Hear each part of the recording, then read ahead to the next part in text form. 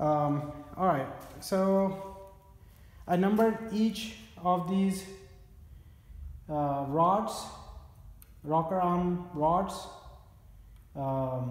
A number from 1 to 8, from right to left or the front to back. I will figure out which one is the first one, first piston or second. But anyway, that's the way I numbered it. My assistant, my daughter Jipri, she did the help.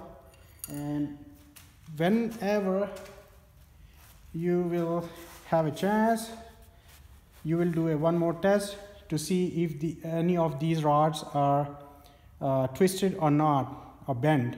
And the way you're going to do it, a simple test is we're going to do the roll test on a flat surface just to get a general idea if it's really flat or not. If it's really crooked, you will find out right away with the sound how it rolls, and you will see it's wobbling.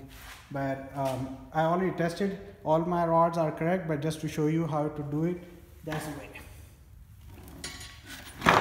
Oops, workbench was not correct. Okay,